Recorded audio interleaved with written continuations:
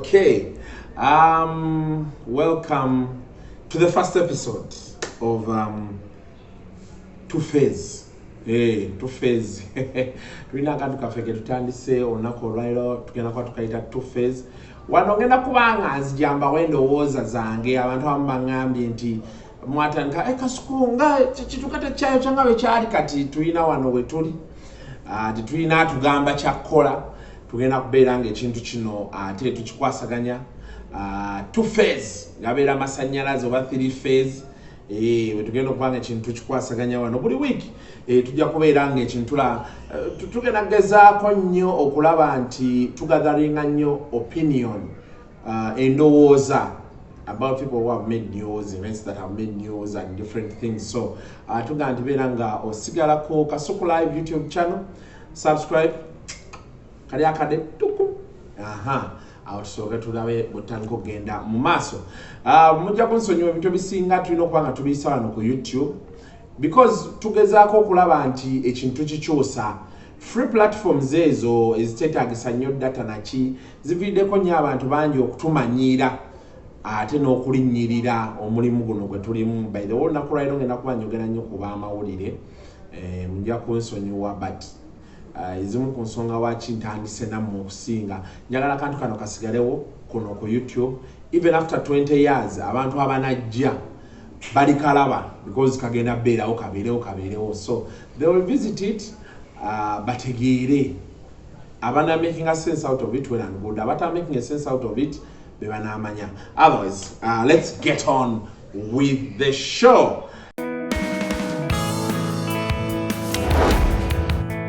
Today being a Thursday, we are almost going for the weekend. Weekend, waliwo ebintu bingi ebyajja biyitingana. Bad Black yavaayo n'abanja, wavaayo okubanja, which is not bad kuba alina yakalango ke yakola n'amala n'asasulwa.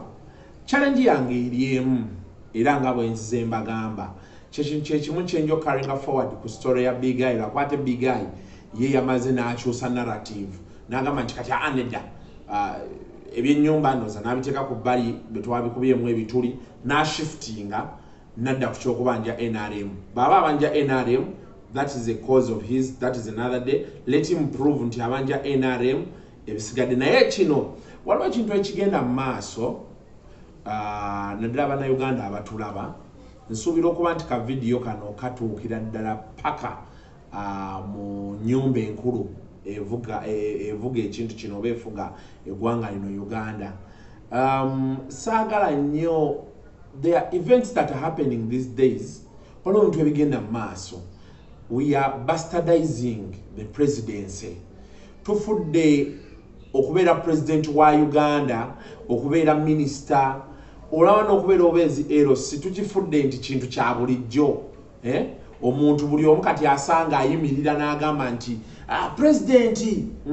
People come in public naddala kivudde nnyo ku bantu baffe ba socialites ba celebrities bayimbi. Oli najja mu public n'ayogera whatever they discussed with the president n'akikwata n'akiteera awo. Oli n'abanga kadi ya president, you know, people are dying. People have made it easy ogenda okutuuka ku Museveni obeewa minister. Ba minister they are hoodwinked. Ogenda olaba otudde ku TV olaba minister ayogera ebintu ge tokitegeera. Oli ku TV n'olaba parliament omuntu parliament oba kakiiko nga boogera ebintu notuka nogamba has this country sunk this low? Nti kati tugenda tandika okulaba nti omuntu abbye enkoko is a national issue noddukira mu parliament. Omuntu yabbye enkoko noddukira wa president. Two people are fighting bantu babiri. They are business related. Yona business yono nona akola business ye balwana. Personal matters ze balwanira ogenda owulira zijulidde president. Can you imagine? Personal issues because you know the president. So we've made the presidency so tukifudde nti kintu kya bulijjo. We've made it an everyday thing. For growing up nga president 98 I think 98 Nali Kabojja was in P3 tugenda ku trade fair Lugogo president be yali ayitawo avudde mu byalambula bikinajja n'atubuuzako abaana b'amasomero abaaliwo nze nafuna omukisa n'enkwata president mu ngalo benkwata president mu ngalo how are you nga omanyi babuuza abaana mbuuzizaawo biki ku ssomero e Kabojja I instantly became a president because ekyokubeera nti president akusanza kutemwa jakyamaanyi nnyo naye olunaku olwaleero so many people don't want to even meet the president.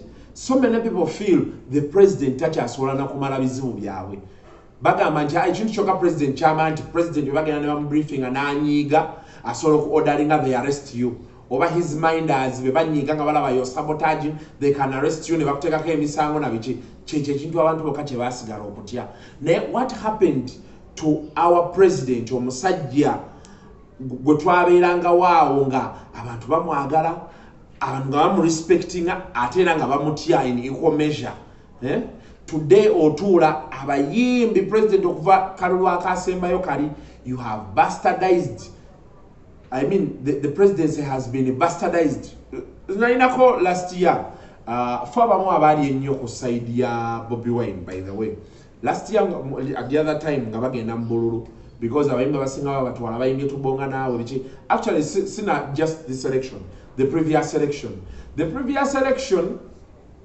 I don't know what was this election or the previous election bazaawo kugamba waliwo ekintu omusajja ze akunganyiza amanya ne bagatwala bebatwala amanya g'abantu abantu tebakwata ku ssente naye ate nga basayininga neweebuuza omuntu atakutte ku ssente yasayininga atya kati buno obululu obuwedde be bagenda okuyimba tubonga naye bonna abayimbi bagenda abasinga Bobi Wine teyagenda ne wajjawo olutalo olwava era lwasibuka ku kampu ya Bobi Wine eyo nga balaga nti bano babetrays ensi yaabwe biki yes of course ne tukibuukira naffe it kind of made sense it kind of made news kati nagenda owulira lwomwaka kyali nali enva Jinja eyo iganga Jinja nga bankubira essimu kuba ne Kashumba yabali mu by'ebiseera ebyo nga I think it was Chameleon nga yaloopa Kasuku ne Kashumba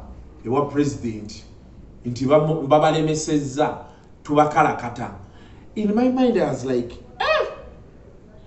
I want to think it was a rumor I don't know but can you imagine such a petty issue nga tutunula we are talking about democracy we are talking about freedom of speech and expression omuntu ye nalaba nti ako kalina okuddusa president waki temuvaayo ku defending a position yamwe bwe buzibu tulina ennaku zino people don't want to defend their position you're dealing with the president how are you defending your position otegera kyeŋŋamba now oli baavaayo naga friends of Muhoozi friends of Museveni supporters of NRM kati problem yo kaje tulina nti abantu abali mweyo kalibe eyo body endine gwanga balifudde lyabo for them they think they will just wake up one day do whatever they like but fool abasiru now we woke up one day ne batugamba Bad Black bamuwadde $1,500,000 I want to dare kino ngenda kyogerano I want to dare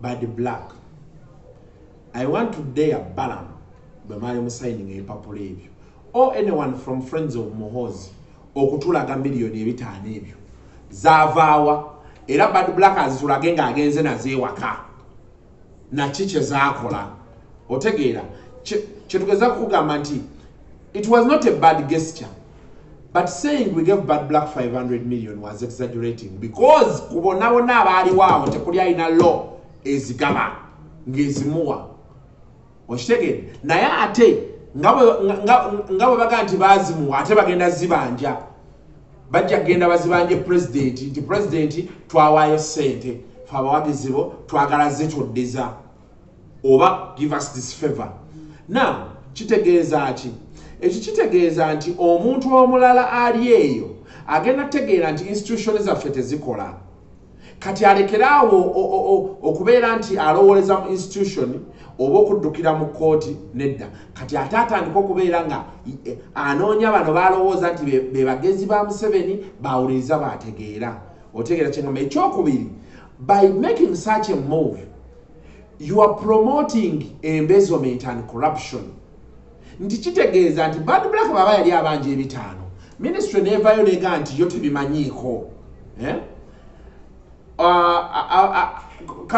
agency yakwata contract nega nti temumanyi era bo ne baga nti basasula tebabimusasula gwe oba wabimuwa kitegeeza nti waliwo yazirya for example mu ministry oba mu agency so that person now has walked away scot free against naye nga sente zaalibwa kati waliwo omulala akutte agambye nti ffe tumuwadde ebitaano kale katugambe nti mwamuwa ebitaano bigenda kukomawo bitya era kijja kukomawo nti olwokuba mwamuwa ebitaano you will seek favors bwe tunaatuuka okugamba nti twetaaga okukola oluguudo luliko sente beeziti wajja kuba wajja okugamba nti omanyi ffe twayamba Bad Black ka contract bakatuwe wadde tali competent kituzzeeyo ku substandard work ani addayo okubonaabona abeera muwi wa musolo so I think we need to look into such matters to think towerowoozaako wekka nti nze ngenda kukola kino ngende nkube Museveni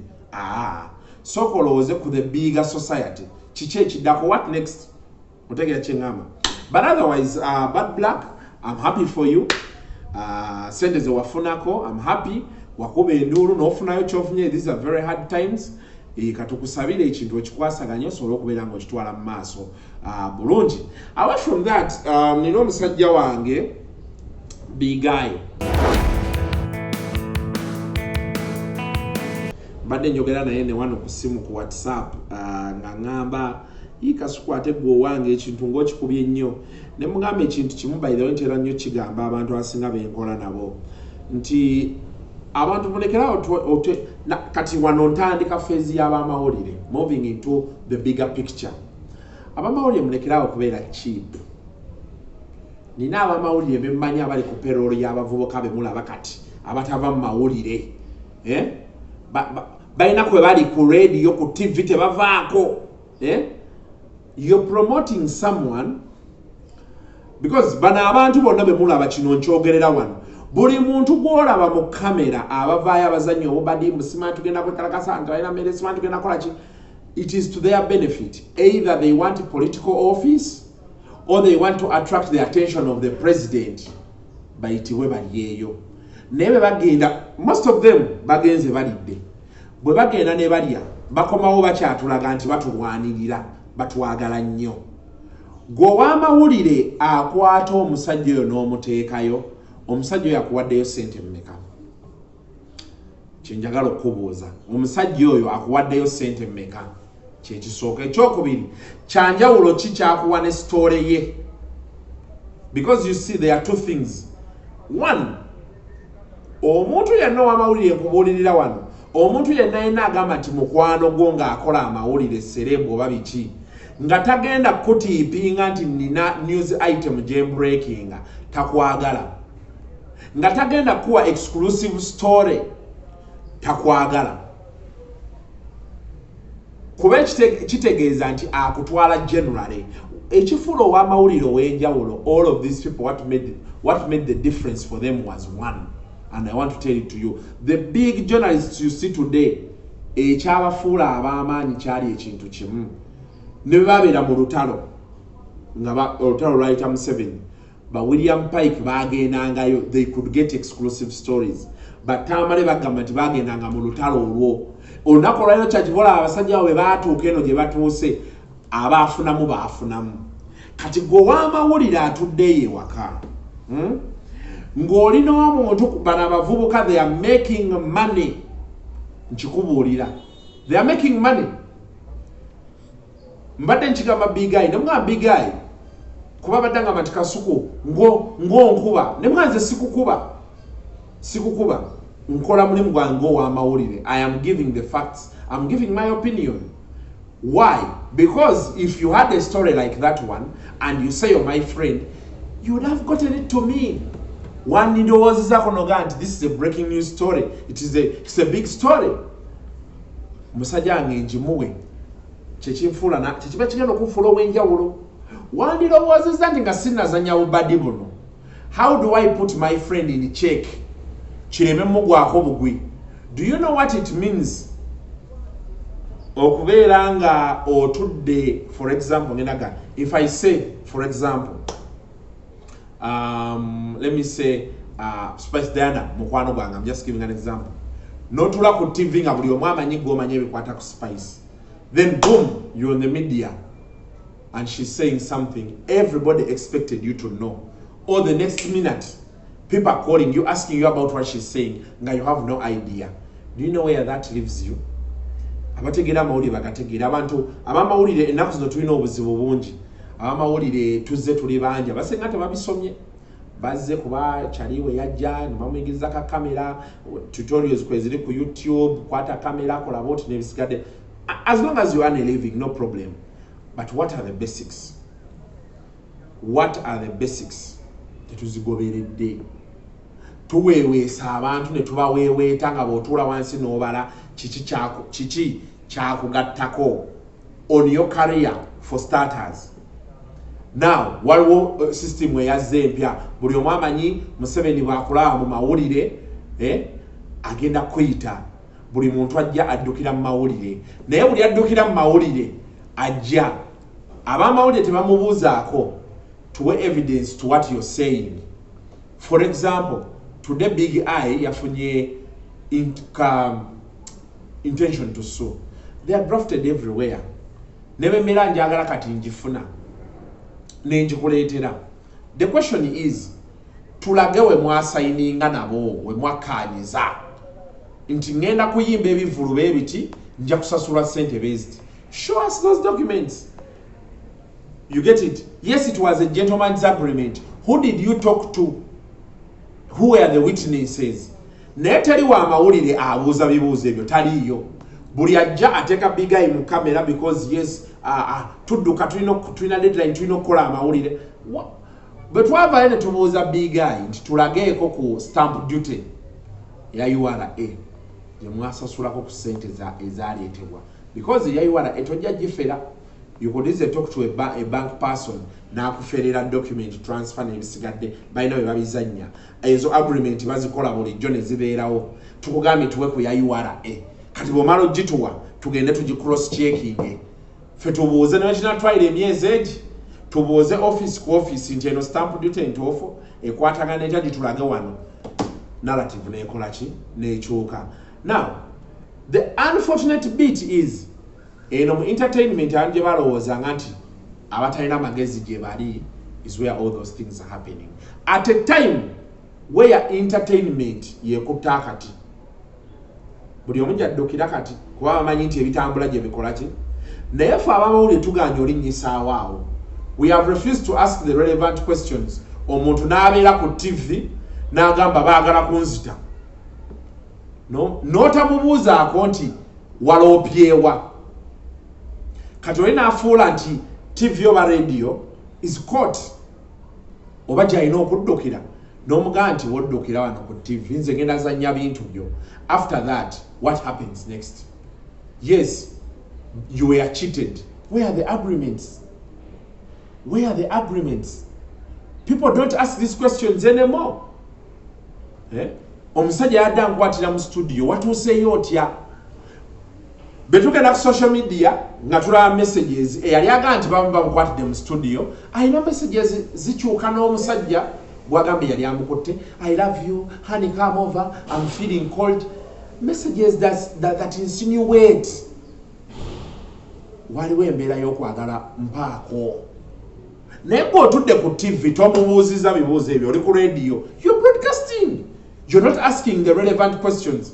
Habamu kati bye bituganya ogenda mu field tubalina namuleeta yemuleeta naffe ne tugatta ne tuwa opinion yaffe ne tubayiza nga tuwotalinze down buli kimu kyokoze eki. So Big I siina kintu na kimu kye nakuwaayirizaako ku bintu nze nayogedde ebintu byemmanyi bali twogera wano ku ssimu musajja wange ate era Big I sikuvangamu era sigenda kuvaamu. However, when you're laying strategy, era nkigamba nnyo baserebu abalala abali eyo, when you're laying strategy, n'abantu aba PR, I was telling someone, PR and media balongo kati ate balongo ddala, ekibawula nti omu mukazi agenda mu kibada, omulala musajja tagendayo. Kati PR ayinza okuba talina nnyo bimufuga nga journalism yayina ekibada ekimugaa nti tulina ethics, tulina byetugobera what, where, when and all those things. PR yaliwo okusudiya, asudiya n'aweeweeta n'abikka awaddugadde, but they work closely together like this. You get what I'm saying? So those two things move hand in hand. Edda abantu bakolanga obubadi, media outlets nga si nnyingi, ng'omanyi nti benkola akabadi nnogende wa Seguya kubokedde kaninga ojjukira beyavaayo omusajja n'atugaa nti ebintu byetwagamba nti Chameleone yasinga obugagga yakola ki, twabifumba. But he was doing media ng'atambuza amawulire, at the same time he's doing PR. However, the question is, how did he benefit? Gwe yali ateekayo yayambuka, ye yafuniramu wa? Those are the questions we want people to ask. So abayimbi bwenna kabeere bigayi kabeera ani mwenna abali abaagala okukola obubadi n'ebyo bisigadde, ne bw'oba oyagala kubeera nti oyagala kubba Museveni, involve people. Togenda tuula wali bino bye babalimba omusajja byabalimba mbu from here I have the media. Olunaku olwaleero they are critical thinking media people who are going to ask the questions. Zikulemu okuddamu withdrawing a story yo wekka osembe nayo ngate genuinely weetaaga obuyambi okiraba. Now that moves me into the final part of our segment today. Mja kusonyiwa tugenda kwera nnyo mu logic kulowooza, oluusi tujja kuba tukuba n'okuba naye stage eyo kati twaganya ate tugirekere nga bwemanyi. Anyway, nga kwogera ku Shira Gashumba.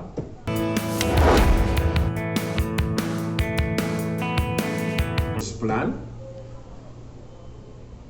Kampala Sun, and whoever was involved, Mulei, PR, and everybody that was involved in that scandal. Last week, owamawulire njagala osembere nnyo kuba bino bikwatako. Last week around, was it Saturday, Friday, Shira ne God's Plan by launching a campaign. They unleashed what they call information about Kampala Sun, and all those things, you know. They paid us, they did what? They did what? They extorted money. One, I've been there before. Abayimbi batutabukirako ffe nga twakajja kuba naffe twali tubataddeko akazito. Abo bolaba nga tebaagala boogerako. Ngaaga nti ffe tuboogerako, in fact batugaa nti ffe tuboogerako tubavuma, tubaswaza. Kyokka Katonda kyakyannyambye mu bulamu bwange nti nze sifunangayo omuntu wanga nti ne muwaayiriza. They concur with whatever I've said, but they say the way you present it is the problem. Journalism has different branches. There is mainstream, there is tabloid, there are so many aspects and branches of journalism. Someone can choose to go the direction they want. And for example, Omchala Joan Rivers yaliwo obulamu bwe nga yabukola ku criticizing, and she would go to the extreme. You get it? But there was space for that. You get it? Now, Shira, I know you. But abantu bonna bengenda okwogerako mbadde nafuna ku mukisa. Shira namukubirako ne mugamba, I want you to air your side of the story. She told me, no, I'm busy. 2 p.m. Nengeza kuda mukubirako 2 p.m. on Monday. Simu yange tagikwata. Awo nenkoma awo nenga nti at least ngezezaako to reach out. It may not be for the public, but my conscience. Nenkubirako nayogeddeko ne Tina Fierce. Nampulira ensonga ze, and I was in relation with everything she said. Nenjogerako ne Solomon Mulei, or actually I talked to someone to talk to him. ampereza voice note kyeyazzeemu. He's not willing to do an interview. His company told him, no, don't do the interview. But then you see also those people want content and all those things. Ekisooka nkigamba nnyo abamawulire b'ensinga okusanga nti after all this is said and done, we need to protect this job. Abamawulire abamu mugenda beera mu mulimu guno mpaka ku myaka 7. Abamu mujja kuba mukyali relevant, abamu muyinza okuba temukyali. Okitegeera. This job is our father and our mother. Njogera ku baagenda ne basoma amawulire. Ng'ogalinamu degree, olinamu diploma, olinamu masters. Kuba waliwo abamu abajja obuzi nga ye yajja kuba ayagala kumiitinga ku kamiiri. Omulala nga yajja yayagala bamulabeko ku TV akola erinnya. Otegeera kyenga naye nga omulimu gwe original yali akola mu kikuubo. Ng'ate era yo omulimu gwe mu kikuubo gukyaliyo, guno ne bwe gufa erinnya alikoze agenda. Abamu tetulina gye tugenda genda.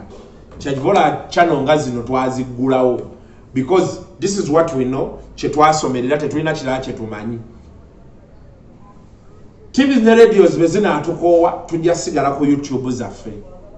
Era abantu basigale nga batulaba, era tusigale nga tukola ssente, era tusigale nga tubaawo. Okitegeera kye ngamba. So, nalaba Solomon Muley. I'm going to go for you, Solomon, first. You came out and you say these people approached you.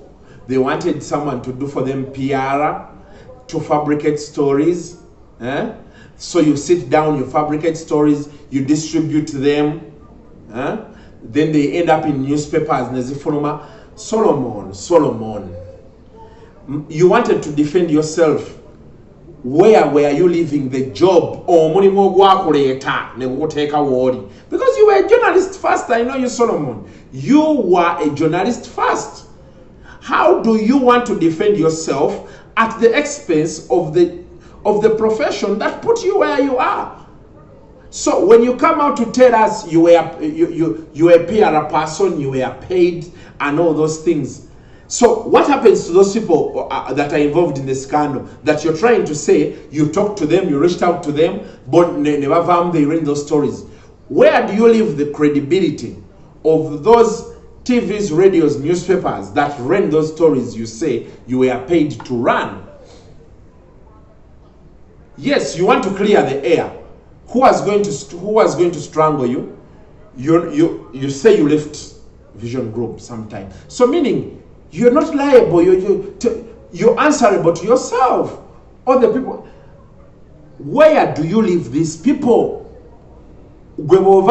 Statement. Does even PR have space for what you did?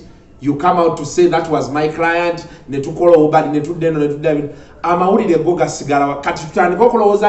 Because today abantu bangi bavayo batugamba nti ebintu byetula ku mawulire ebimu biringa ebipange. Do you know what it means abantu okujja trust mugulire a newspaper or a TV or a radio? Do you know what it means? Because they will say babipanga. And someone is genuinely doing their job. You sold them a story. You told them this is the real story. You came, collaborated facts. You sold them a story. And you come out and you... Please. Nkusaba. But what on a pulling down that post, pull it down. A chokubiri. Retract those statements as soon as possible. All the people involved in that scandal, do you think they will ever be the same? Where do you leave the profession? Amawulire nga go ogaleka wa chichibuzo. Solomon benkuvaako. Ngenda genda ku Shira Kashumba. Shira, you're my friend and God's plan. I know you people want to be a power couple. You want to be abantu babogereko. You know that breath, like you're the ish and everything. Yeah, you can do all those. But don't step on people's toes. Please. Chiensaba. I know, yes, you will say these people abuse me and what, but if you had an agreement with Muley, the way he says, to run stories. He says you didn't even pay him temwamo malayo. What are you making noise about now? Yeah? Muvudeyo muwanvu ya story. Mbo cyberbullying. Okay, fine. Cyberbullying, weri and all those things. My God. Ngamwabipanga. Sheila, ngamwabipanga. You plan these things like the other guy is saying. Ngamwabipanga. Come on. Don't you think Chimala? Yeah? You're pushing people to the extreme. You want people to lose their jobs because you planned with someone for people to do a story because you want to push your names high up. Please, Sheila, no. It is not good. I'm your friend, you know me. Kuka 50K, I defended you because whatever you're saying, Charlie Chiyamba fe. I'm not going to defend you on this. No. It is, unless you're telling me Solomon is not saying the truth. But if Solomon is saying the truth, why are you insisting on keeping this story going? Haven't you had enough share of the limelight? Yeah? Do you think you're going to build whatever you want to build, being a power couple and what on scandals? Huh? Come on, Sheila, drop that crap. Drop that crap, please. In the simplest terms possible. I tried to reach out to you, you didn't make time, but, well, from what I've heard of seen Muley say, it is not good.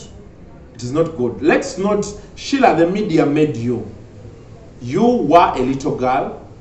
Your father pitched for you somewhere. No genda, never opportunity after opportunity. Buliwo watuuka, waliwo omugongo gwa media. Buliwo watuuka. Everywhere you went, I saw a picture of you and Bobby Wine. You were interviewing him. Were you interviewing him for yourself? You were interviewing him for the media. The media arranged the interview. You covered Chogam. Yes, you covered Chogam because the media referred you and said, let her go and cover. Otherwise, there were so many other girls like you that didn't get the chance. You get it? So, I know these things hurt and everything. Yes, you may have issues with Tina and you know those things. Those could come after. Wano tusoke tukwata omulimo ogwakufula kyolishira. We preserve this job. N'abamawulire mwenna abali eyo mbalaba mulwana entalo z'abantu. It is okay, you can do whatever you want, but mu boundaries za media. Making sure nti buli kyoka tekikubackfiringako kyentera okugamba abantu. Make sure buli kyoka tekikubackfiringako. So basically that is it for today. That is part 1. Next time there are now people, bloggers who have come up, everybody showing their views and everything. Tetujja bagana, but sometimes you do it with facts.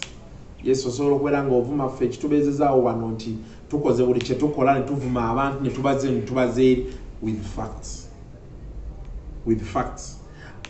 Facts olina baba nga akuwaddeyo abasaidi eri, verify the facts. Obeere nazo. Saba evidence, obeere naye. Olunaku lwaleero nina evidence w'abantu mu kabox kange mu Standard Chartered. Mungi. Nti bensalawo nti leero mujjayo nina ekimbaki nga sirina kuddayo kunoonya muntu yabiŋŋamba. Era oli bajja ne story nga teriiko facts nga mugamba ndeka. Later I want something tangible, a document or what, or a recording. Give me a recording, a video recording of you telling me these things so that I have backup. So, basebo ne banyaawe mbeera yeeyo. Tugenda kuba nga tutambula bwe tutyo. Olunaku lwaleero njagadde ekintu ekyo nkyogereko mu buntu bulamu mu buwombeefu. Nga sigenze nnyo eri gye mutera okummanyira ennyo. Tusobole okutegeeragana. Naye ab'amawulire, media people out there. Think of this job first before you think of anything else. Think of the job first, the profession. Not just for you. Think of your child that will come after you. Think of your grandchild that will come after you. If you leave this job down and out, will your child come into it? Will your grandchild come into it? Think about it. Kasuku Kuku Wazabanga. Facebook is Kasuku Live. KasukuStar@gmail.com. You can be getting me there if you want to send me an email. And of course here on Kasuku Live YouTube channel. Don't forget to subscribe. Yeah, and we keep in touch. Until next time, Two Face. We sign out. Peace, your man.